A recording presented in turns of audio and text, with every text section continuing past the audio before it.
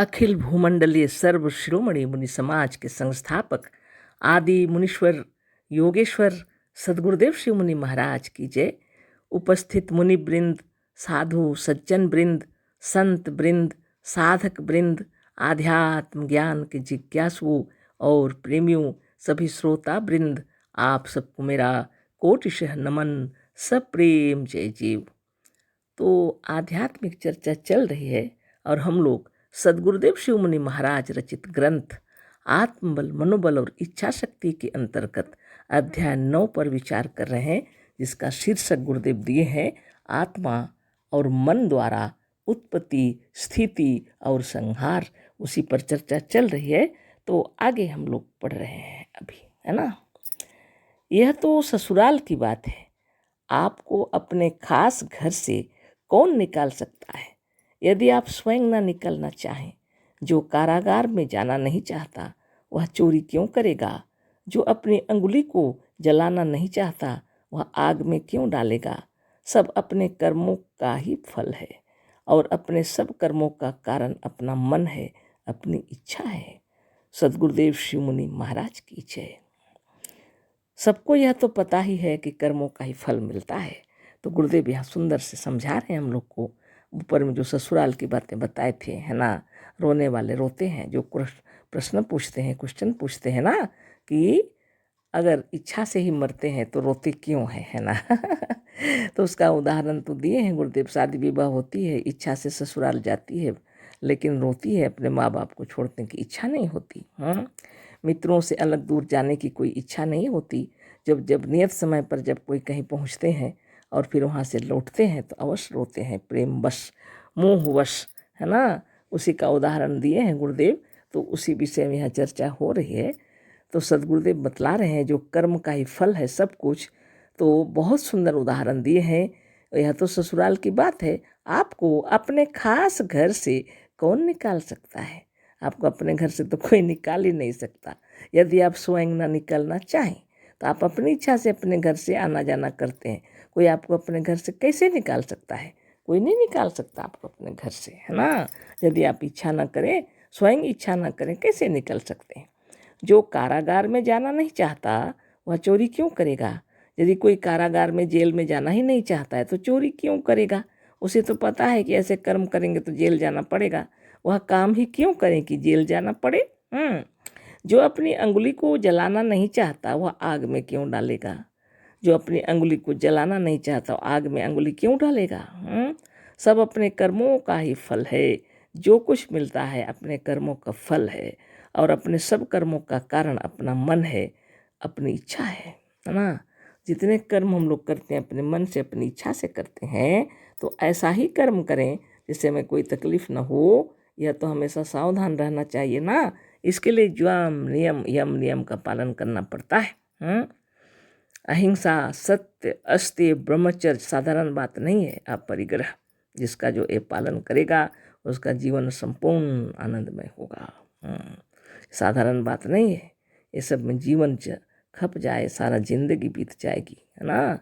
तो इस तरह से गुरुदेव बतला रहे हैं कि जो जैसा कर्म करता है उसका फल उसको प्राप्त होता ही है। जब हमें पता है तो ऐसा काम क्यों करें, चोरी क्यों करें कि जेल जाना पड़े, आग में अंगुली क्यों डालें जब हमको मालूम है कि इसमें जल जाएगा।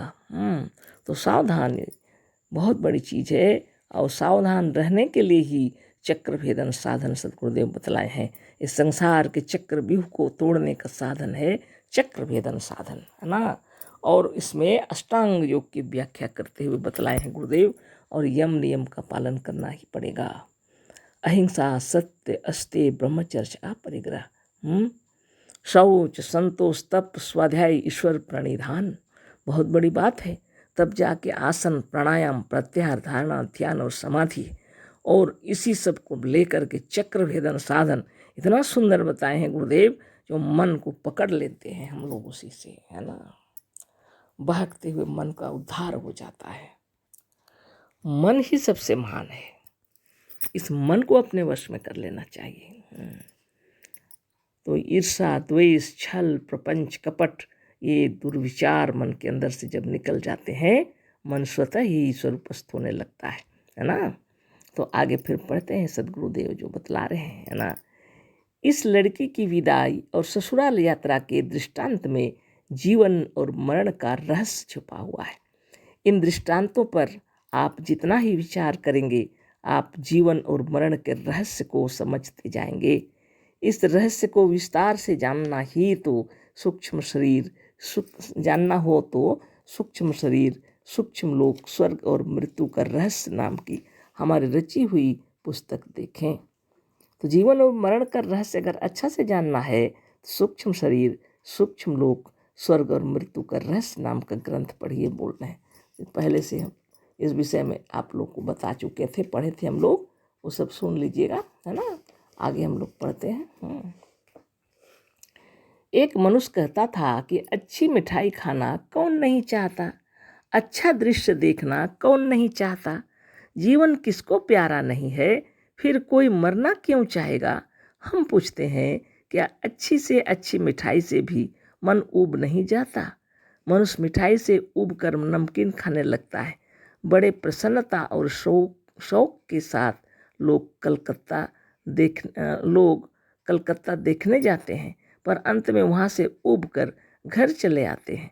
ससुराल में कितनी खातिरदारी होती है, पर अंत में वहाँ से भी तबीयत ऊब जाती है और घर भाग आते हैं। आते समय ससुर या सास से एक ना एक काम का बहाना कर देते हैं। रोग और घटनाएं एक बहाना है। मरता और जीता है मनुष्य अपनी इच्छा से। वृद्ध संसार से ऊब जाते हैं। कितने तो संसार से ऊब कर अपने को डुबो देते और आत्महत्या कर बैठते हैं। लोग कहते हैं कि यदि सब अपनी इच्छा पर था तो क्यों कुछ लोगों के पास सांसारिक सामान बहुत कम है। हम पूछते हैं, बहुत से धनी पुरुष भी क्यों बहुत कम सामान लेकर सफ़र करते हैं। क्यों बहुत से लक्षाधिपति भी तीसरे दर्जे में सफ़र करना अधिक पसंद करते हैं। क्यों कुछ लोग भोजन मौजूद रहते हुए भी अपनी खुशी से व्रत और उपवास करते हैं। क्यों बहुत से लोग मिठाई छोड़कर तीताई और खटाई खाते हैं। क्यों लोग अपने मन से तीखी लाल मिर्च खाते और सी सी करते हुए आंखों से पानी बहाते हैं।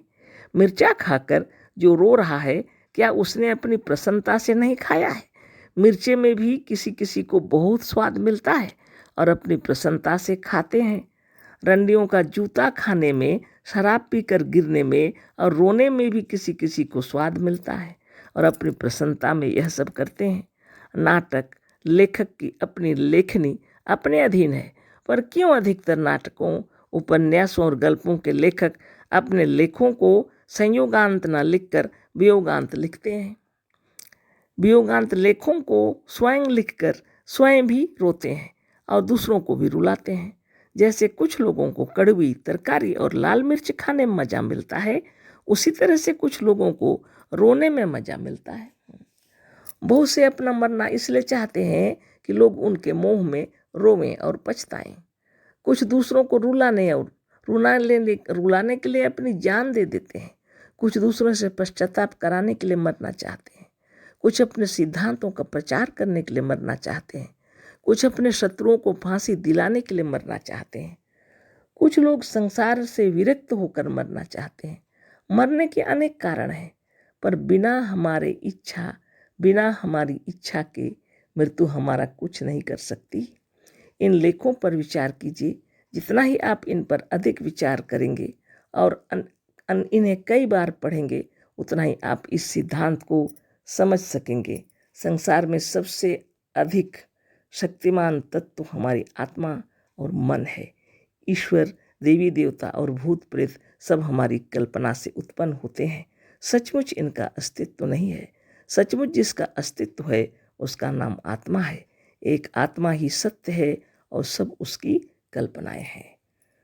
धन्य धन्य सदगुरुदेव शिवमुनि महाराज की जय। बहुत सुंदर तरीके से हम लोगों को सदगुरुदेव बतलाए कि जीवन और मरण का रहस्य जो है, आना और जाना और रोना किस लिए होता है ना। तो एक जगह रहते रहते हम लोग ऊब जाते हैं। इसलिए आत्मदेव ने स्वयं ही जागृत, स्वप्न, सुषुप्ति और तुरीय रच डाले, ताकि हम इसी संसार में रहते हुए भी कभी जागृत में रहते हैं, जागते जागते थक जाते हैं तो सोते हैं, और सोते सोते थक जाते हैं तो जग जाते हैं, है ना। मीठा भी है खाने के लिए तो तीता भी है खाने के लिए, तो मिर्च भी है खाने के लिए तो नमकीन भी है खाने के लिए। कोई जिसको जैसा पसंद, कोई अधिक मिर्च पसंद करते हैं, कोई कम, जिसको जैसी इच्छा जैसा स्वाद पसंद वैसा खाते हैं। लेकिन तो हर प्रकार का चीज़ खाते पीते हैं ना हम लोग, है ना। ये बात जितना आसानी से सदगुरुदेव लिख दिए हैं, पर इसको हजम करना इतना आसान नहीं है ना। जब इस संसार में हम लोग आ जाते हैं तो अपने परिवार से ऐसे घुल मिल जाते हैं कि जुदा होना मुश्किल, है ना। और यदि कोई जाते हैं, चले जाते हैं, तो रो रो के हालत पंचर हो जाता है, बेहोश हो जाते हैं, कितने तो साथ ही साथ मर भी जाते हैं, है ना। तो एक दूसरे के प्रति इतना प्रेम, इतना स्नेह, इतना सत्कार होता है कि लोग कभी जुदा होना नहीं चाहते। कैसे चाहेंगे, हाँ, कभी नहीं चाहते। लेकिन आत्मदेव ने नियत कर रखा है, कभी इस शरीर में, सुस्त स्थूल शरीर में रहते रहते थक जाते हैं तो सूक्ष्म में चले जाते हैं। जिनका जीवन सुखमय है उनके लिए मरना बहुत कठिन है। आगे कल चर्चा होगी। अशेष धन्यवाद, कोटि से नमन। सदगुरुदेव शिव मुनि महाराज की जय।